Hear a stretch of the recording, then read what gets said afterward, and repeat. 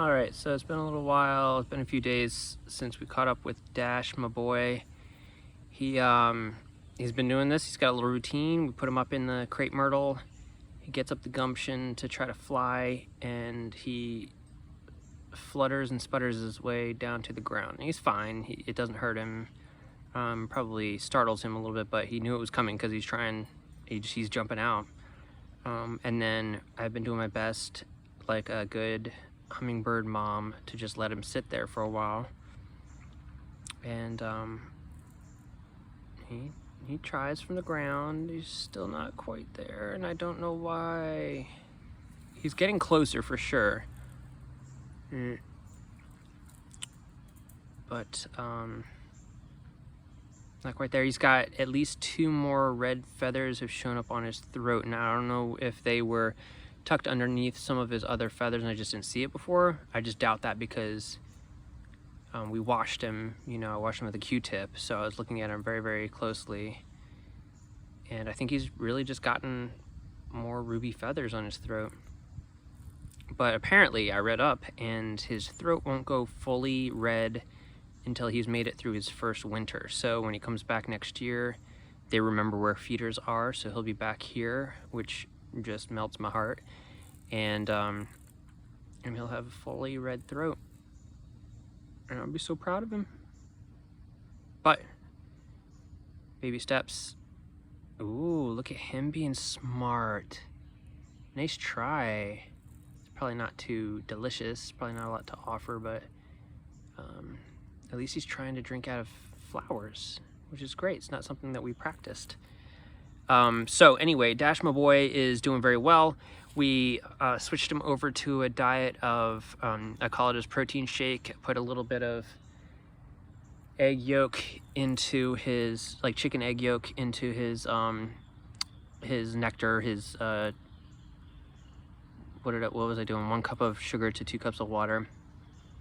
So I mixed that up so it's a pretty decent concentration of egg yolk, which is going to give him a lot of nutrients, but mostly his proteins and fats that he wasn't getting from his sugar. So I'm really glad because he's clearly gotten plump.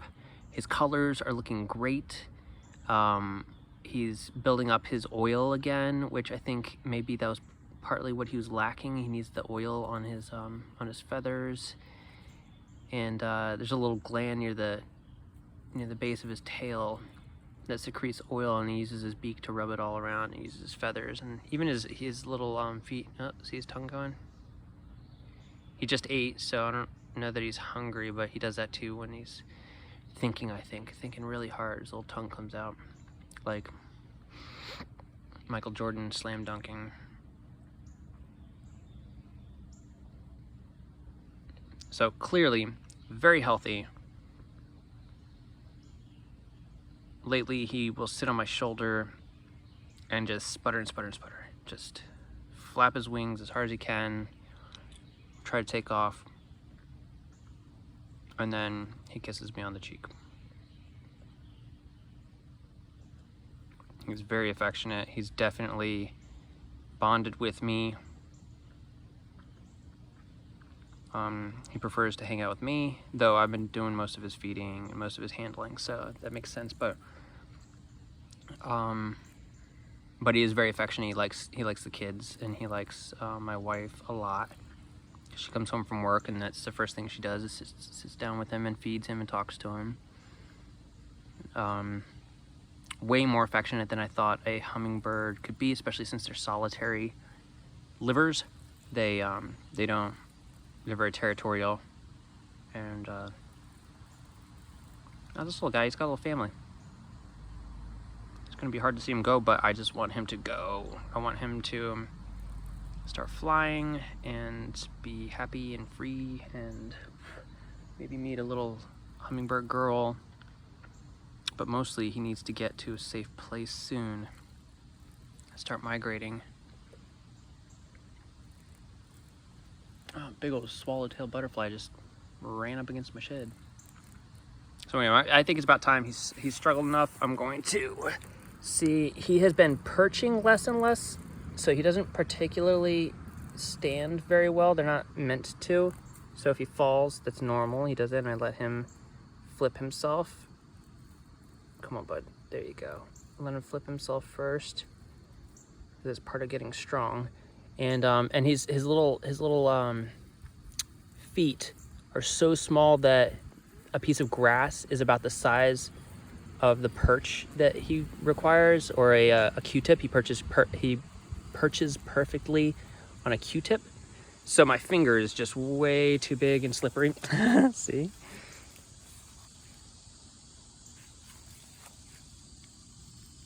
Where are you? Where are you on the screen? Why can't I find you? There you are. You just relaxing? You don't look relaxed. Come on. You are perched, but your perch fell over. And another thing that happens pretty regularly, I don't know if you caught that, but his foot will go over his wing, and his wing will be stuck underneath him. And I'm really kind of worried about that because it happens pretty regularly. I don't know how he would correct that. All right, let's let it focus. I know, the crepe myrtles are beautiful at this time of year. Good, he's on his perch. Got a little ruffled. He's very handsome. Make sure he gets as much outside time as I can afford him right now. Oh, you tasting the wind? Oh, he's rubbing his bill. I'd like to catch that. Oh, a little hummingbird poopy. Focus. Focus. His last, oh, there you go. Oh man. See, he's getting some of that oil, getting his feathers all right. So anyway, his diet's doing him a lot of good. I think his interactions, he's been interacting with other hummingbirds. So if we see our local hummingbirds, I think we have a girl and a boy. They eat at separate times.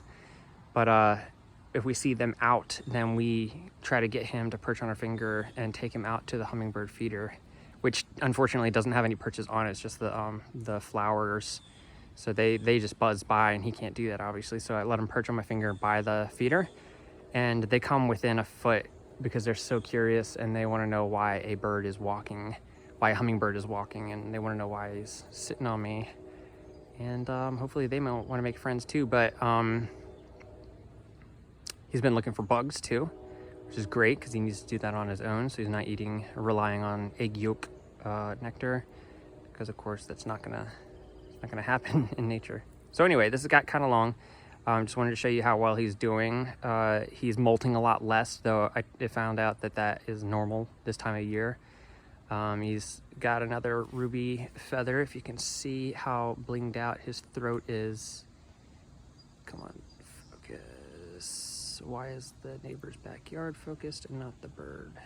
Oh, there he is. Check it out. Yeah, and how iridescent those feathers are, and his greens too. Let me get a good shot of his back in case you didn't see it before. When the sun hits his back, oh, you want to stay in the shot, don't you? When the sun hits his back, oh my gosh, it's just so pretty. It's just such a different kind of green than you can get anywhere else. So anyway, I'm gonna leave it there for right now. I'm gonna post this and keep up with him. This is Dash, my boy, doing well, still trying to fly.